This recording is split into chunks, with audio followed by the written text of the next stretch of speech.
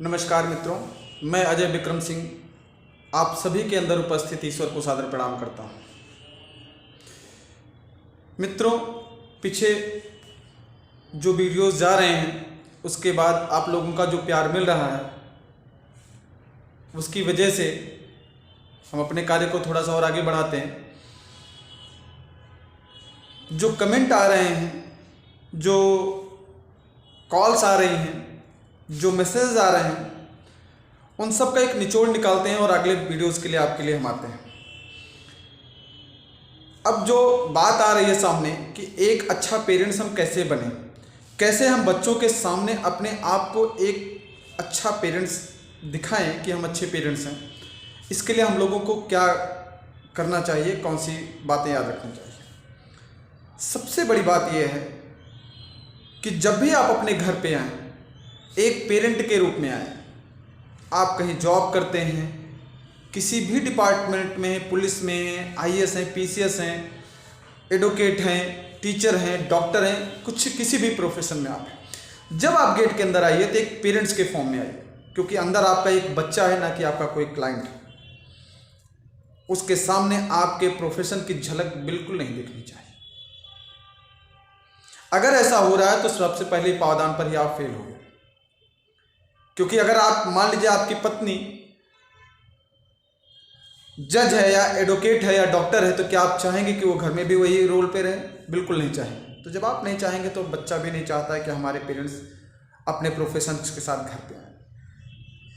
सबसे इम्पॉर्टेंट बात, अभी कल बात हो रही थी एक मित्र से, उनकी पत्नी भी थी।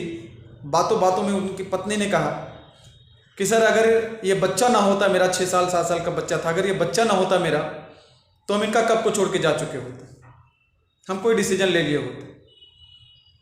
हमने भाई साहब से कहा, भाई साहब रोज़ सुबह शाम बच्चे का पैर छुआ कीजिए, बच्चा ना हो गया भगवान हो गया। अब दोनों को जोड़ने के लिए अगर कोई सामने आ रहा है तो बच्चा ऐसे इतने तेज तो भगवान किसी की नहीं सुनते जितना बच्चा परमेश्वर के रूप में आपके सामने है।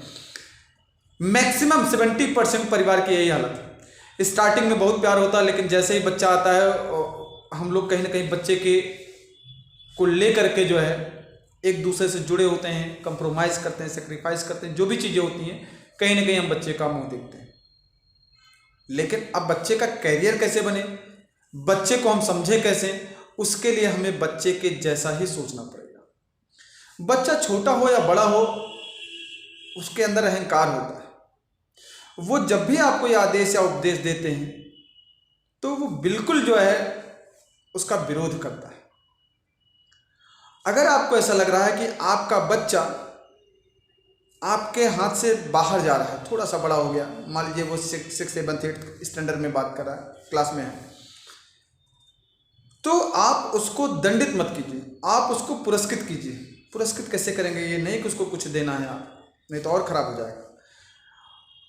उसके अहंकार को कम कीजिए। जैसे अगर मान लीजिए किसी कलीग्स का आपके फ़ोन पे फ़ोन आ रहा है और पूछ रहा है कि आपका बेटा क्या कर रहा है, आप झूठी ही तारीफ़ कीजिए और आपके बेटे को लगना नहीं चाहिए कि आप फ़ोन पर बात कर रहे हैं और आप उसको देख रहे हैं। उसको ये लगना चाहिए कि हम चोरी से बात सुन रहे हैं अपने पेरेंट्स की, जिससे वो इंस्पायर होगा। आपने कहा कि हाँ बच्चा मान लीजिए आधे घंटे भी नहीं पढ़ता और आपने फ़ोन पे बता दिया कि नहीं आजकल तो बहुत पढ़ा है, वो 2-3 घंटे तो रोज़ बैठ ही रहा है, तो बच्चे के दिमाग में आएगा कि बताइए मेरे लिए झूठ बोला जा रहा है, तो मुझे ऐसा करना चाहिए। और निश्चित रूप से आप देखेंगे अगर आप उसकी तारीफ़ करेंगे तो वो थोड़ा सा पॉजिटिव एनर्जी के साथ होगा और पॉजिटिव एनर्जी के साथ ही वो वर्क में उसके दिखेगा। तो बच्चे को पुरस्कृत कीजिए, ऐसा अगर नहीं है तब भी, लेकिन बस ये उसके मुंह पर बड़ाई नहीं होनी चाहिए। उसको ये लगना चाहिए कि मेरे पीठ पीछे भी हमारे बारे में अच्छा सोचा जाता है। दूसरी बात, जब बच्चा स्कूल से आता है, छोटा बच्चा मान लीजिए 5-6 साल का बच्चा, आप उसको चुप नहीं कराएंगे। बच्चा जब आता है तो ढेर सारी बातें लेकर के स्कूल से आता है कि मैम ने मुझे ये कहा, मैम ने मुझे डांटा, मैम ने मुझे हंसाया, मैम हम खेल रहे थे, हम गिर पड़े, हम दौड़ रहे थे, लेस खुल गया, XYZ जितनी भी बातें हैं आप उसकी सुनिए और उसको ये लगना चाहिए कि आप ध्यान दे रहे हैं। बच्चे पकड़ नहीं पाते कि आप ध्यान दे रहे हैं, उनका मतलब है कि वो बोलते जाते हैं, कंटिन्यू बोलते जाते हैं, कंटिन्यू बोलते जाते हैं। सुनते रहिए, बीच में वो कभी कभी वो काम की बातें बोले। जैसे अगर कोई बात वो 3 दिन 4 दिन से ज़्यादा एक ही बात रिपीट कर रहा है। बच्चे ने कहा कि हम क्रिकेट खेल रहे थे और हमसे कैच छूट गया, या हम दौड़ रहे थे और हम बॉल नहीं पकड़ पाए, या वो कह रहा था कि आज मैंने 2 छक्के मारे हैं, अगर वो क्रिकेट की बात 3 से 4 दिन कंटिन्यू कर रहा है आपसे आकर के घर में, तो आप इसका मतलब है कि उसका जो झुकाव है वो क्रिकेट की तरफ जा रहा है। आप कभी मोड़ने की कोशिश नहीं करेंगे। जैसे ऐसे समझें कि अगर मान लीजिए कोई भी एक गुलाब का फूल है और आप चाहते हैं कि उससे चमेली की खुशबू आए, तो क्या करेंगे? 2 रास्ते हैं। पहला रास्ता कि गुलाब से उसकी खुशबू गायब की जाए और उसके बाद उस पर जो है चमेली का इत्र डाला जाए। जो उसका रिजल्ट आएगा वो फूल ना तो गुलाब का होगा और ना ही चमेली का, वो खराब हो चुका है। Just like your kids.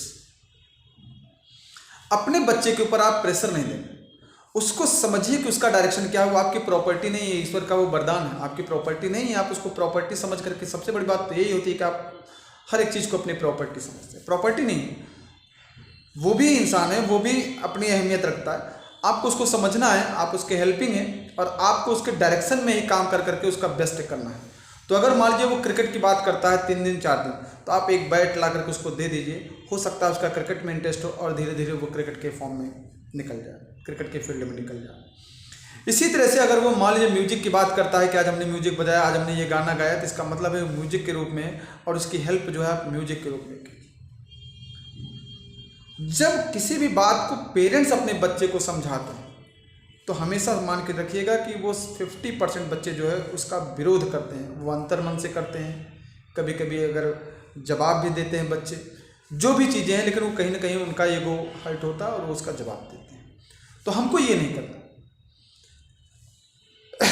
हमको बच्चे के लिए बच्चे के जैसा सोचना है, उनको समझना है। जब उनको हम समझेंगे तभी हम काम कर पाएंगे। जो बात आप रोकेंगे निश्चित रूप से वो बात करेंगे।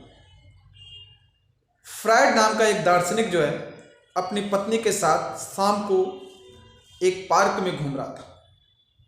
शाम थोड़ी ज़्यादा हो चुकी थी, अंधेरा होने वाला था, कम लोग दिखाई दे रहे थे। अचानक वो देखते हैं दोनों लोग, उनका बच्चा उनके साथ नहीं है। रात भी हो चुकी थी, बच्चे को ढूंढना था। फ्रायड ने अपनी पत्नी से पूछा कि ये बताइए, कहीं तुमने उसे कहीं जाने से रोका तो नहीं था? उन्होंने कहा हाँ रोका था, मैंने कहा था फव्वारे के पास मत जाना। फ्रायड ने कहा कि 100 में से 90% ये आशा है कि बच्चा फव्वारे के पास ही मिलेगा। और जब दोनों लोग गए तो बच्चा फव्वारे में पैर लटकाए हुए बैठा हुआ था। पत्नी चकित हो गई, कहीं आपको ये कैसे पता लगा कि बच्चे फव्वारे के पास है? उन्होंने बताया कि जब भी हम कभी बच्चे को रोकते हैं किसी भी चीज़ के लिए, तो बच्चे उसको करने के लिए आतुर होते हैं। वो जानना चाहते हैं व्हाट हैपेंड, आगे क्या होगा, कैसे होगा, क्यों ऐसा रोका, वो बात करते हैं। उनको रोकना नहीं, उनको केवल ये बताना है कि आप इस फील्ड में थे, आपने ऐसा काम किया और आप इस जगह फेल हो गए। आपको उनको एग्जाम्पल देना है। आज के अगर 30 साल पहले, 40 साल पहले की बात सोचें, और बेसिकली अगर गांव की बात करें तो आज भी बच्चा 10 साल में अपने माँ बाप का हैंड बन जाता है।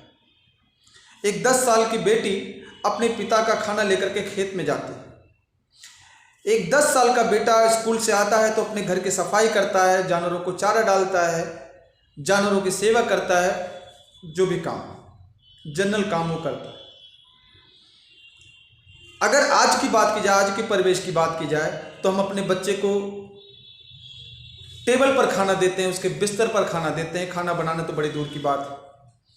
हमको उनको काम देना चाहिए, हम काम देते ही नहीं। हमको लगता है कि हमने उनको पढ़ने के लिए छोड़ रखा है और वो काम है उनके लिए। बिल्कुल नहीं, पढ़ाई कोई काम नहीं है।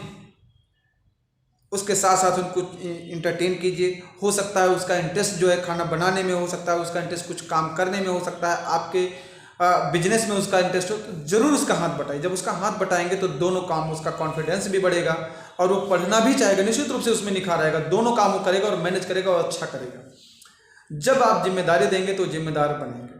और अगर ऐसा नहीं किया, आप काम देते रहेंगे, तो आप खुद भी फ्रस्ट्रेट होंगे। आपको लगेगा कि एक ही काम मैंने दिया पढ़ने के लिए, 24 घंटे में केवल पढ़ना है, सोना है, खाना, यही काम मैंने दिया, उसके बाद काम नहीं हो रहा है। तो आप उस पर चिढ़ेंगे और आप कहीं ना कहीं उसके ऊपर गुस्सा करेंगे। और बच्चा भी कहेगा उसका, क्योंकि बच्चा तो बच्चा ही है, उसका भी ईगो हर्ट होगा और कहीं ना कहीं प्रॉब्लम्स क्रिएट होंगी, डिस्टेंस बन जाएंगे आप दोनों के बीच। बच्चे के बीच में और पेरेंट्स के बीच में।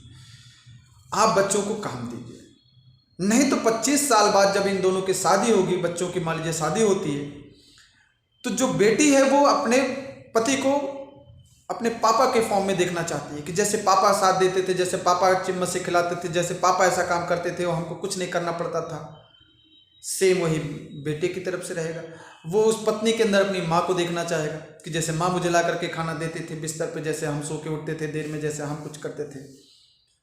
दोनों के बीच में कंट्राडिक्शन स्टार्ट हो जाएगा, क्योंकि दोनों ने उसी परिवेश में पले हुए हैं, दोनों ने कोई काम नहीं किया, दोनों ने कोई जिम्मेदारी नहीं ली, तो प्रॉब्लम क्रिएट होगी। इसलिए अपने बच्चे को जिम्मेदार बनाएं, बच्चों को काम जरूर दें। जब आप उनको जिम्मेदारी देंगे तभी उनको सीख आएगी कि मैं ये काम कर सकता हूँ या नहीं कर सकता हूँ, और आप भी धीरे धीरे उनके प्रति सचेत रहेंगे कि हाँ ये काम कर ले जाएगा, इसको जिम्मेदारी दी जा सकती है। पढ़ाई कोई काम नहीं है कि आपने पढ़ाने के लिए कह दिया, हाँ वो टाइम निकाल करके पढ़ेंगे और उनको समय मिलेगा पढ़ने का। लेकिन तो अच्छा पेरेंट्स बनने के लिए सबसे पहले आप अपने बच्चों को बच्चे की तरह समझिए, तभी आप ऐसा कुछ कर पाएंगे। इन्हीं शब्दों के साथ मैं आपको प्रणाम करता हूँ। हमारी टीम में जो और भी मेंबर्स हैं वो भी आपसे 1-2 दिन में मिलेंगे, उनके भी वीडियोज़ आने शुरू हो जाएंगे, जिसमें डॉक्टर साहब हैं जो कि कोटा से हैं, मुलाकात करेंगे आपसे। कलकत्ता से एक IITian है, वो जुड़ेंगे आपसे। ऐसे ही डेवलपमेंट के लिए, बच्चे के करियर के लिए कि कैसे किस फॉर्म में बच्चे को हम ले जाना चाहते हैं, बच्चा जिस क्षेत्र में अपना करियर बनाना चाहता है उसके एक्सपर्ट मिलेंगे और आप लोगों से बात करेंगे। आप अपने प्रश्न पूछ सकते हैं और उसका वीडियोस, उसके जो भी सॉल्यूशंस होंगे वो आपको बराबर मिलते रहेंगे।